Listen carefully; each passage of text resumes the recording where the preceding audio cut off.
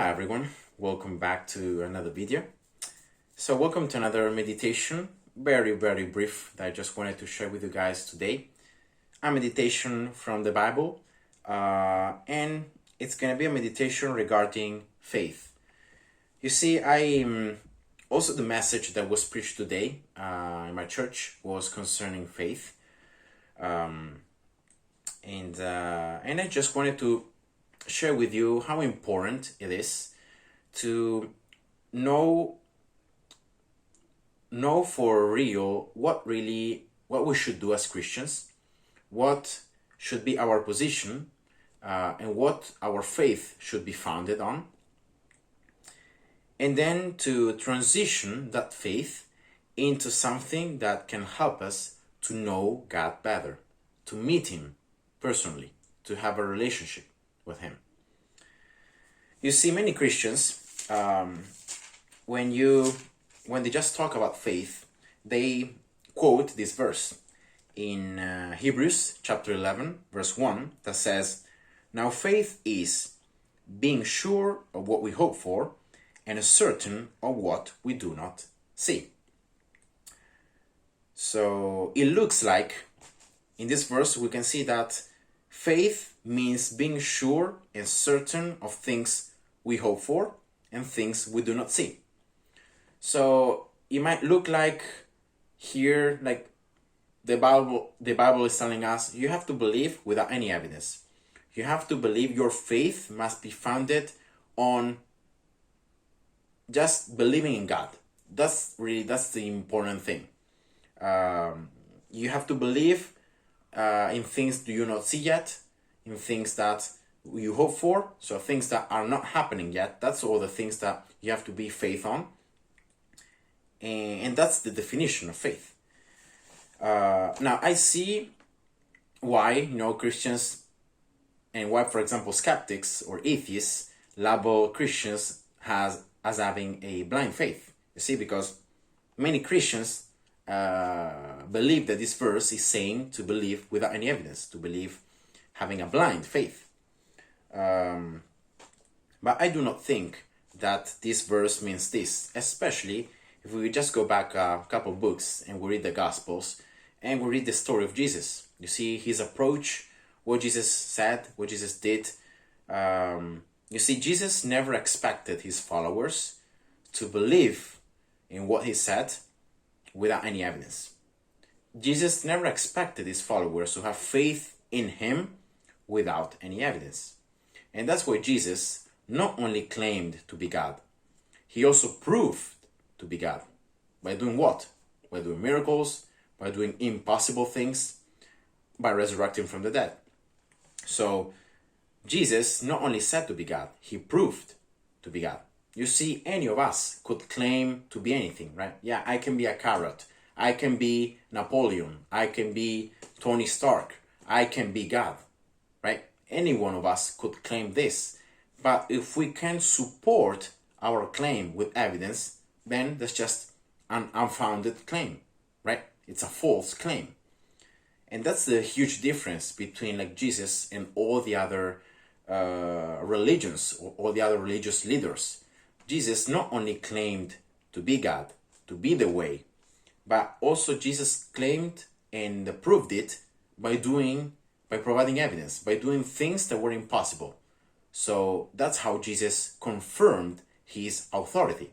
So his words became that much more powerful because of all the evidence he was providing. He was proving to everybody that he was God. And you see, all the disciples, the first followers that believed in Jesus, that started having faith in him, their faith was grounded on all this evidence that Jesus gave, all these miracles that he performed. You see, they started believing in Jesus because of all the things he did. Now, they believed that Jesus was God because of all the miracles he did. But then, what's the important part? That they didn't stop at believing that Jesus was God, that Jesus could perform miracles, but they started believing in him as well. Their faith was not only for the things that Jesus said or that Jesus did, but their faith was in him. In him as their Lord and Savior. In him as a person to have a personal relationship with. In him as the way to be able to be reconciled with God. In him as God. So that's how faith comes in. Because it's very... anyone could say, well, but if they actually saw Jesus performing miracles, you don't really have to have faith anymore, right?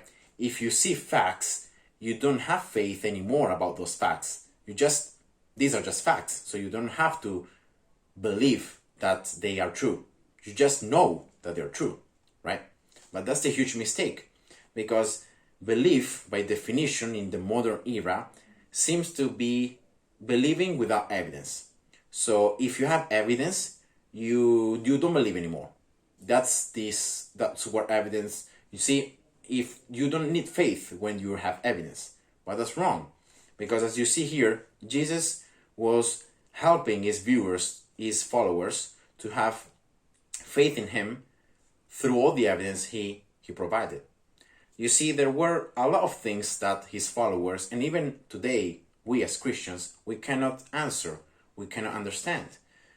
Questions that are not answered, problems, some things that we don't understand about him, about his nature.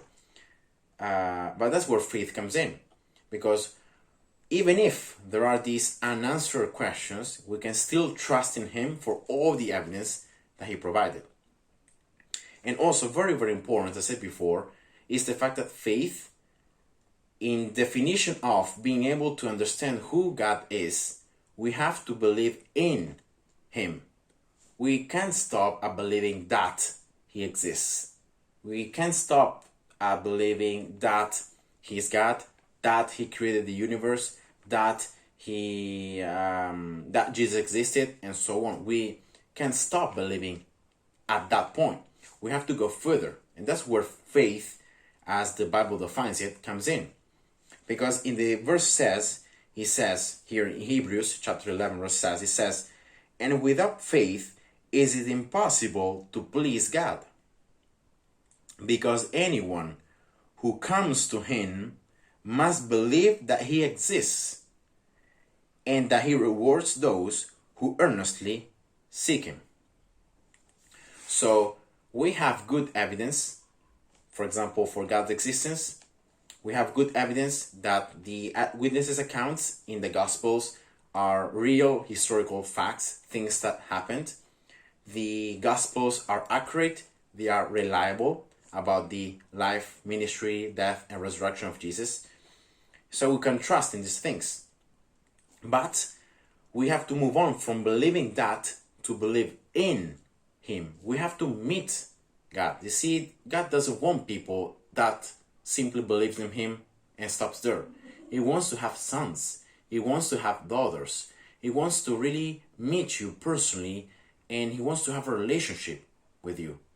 And that only occurs when you seek him, as the verse here says, when you seek him and you start believing in him as Lord and Savior, in him as God.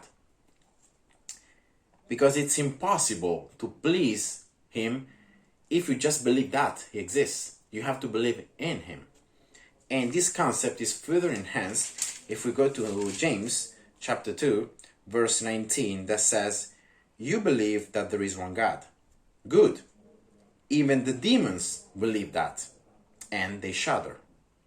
So that's why you can see that we don't have to stop at believing that.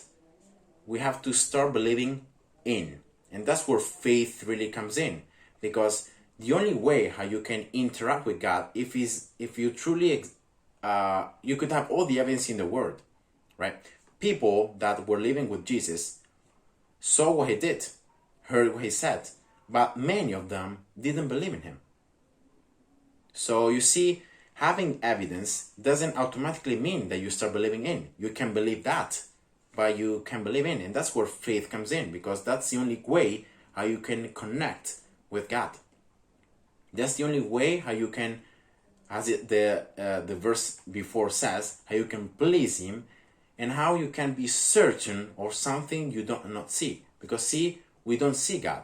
We see all the evidence He provided for us, all this beautiful earth, the nature, our own lives, many times is a witness of His existence.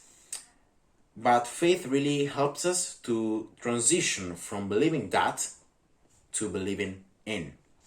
And yeah, so that's the little meditation I want to share with you guys. So I hope you guys enjoyed. God bless you and see ya. Bye bye.